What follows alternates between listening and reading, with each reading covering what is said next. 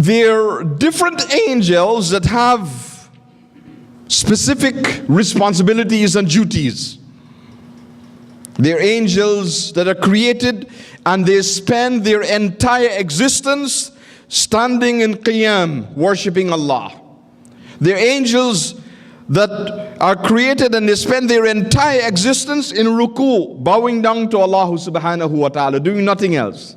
They're angels that are created, they spend their entire existence in sajda, prostrating to Allah subhanahu wa ta'ala.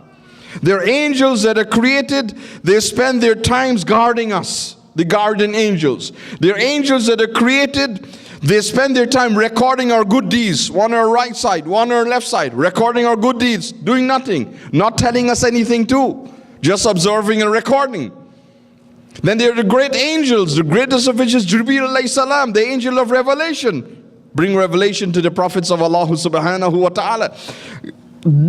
Countless numbers of angels created and assigned a specific duty.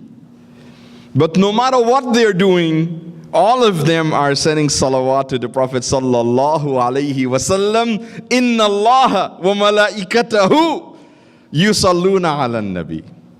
Subhanallah.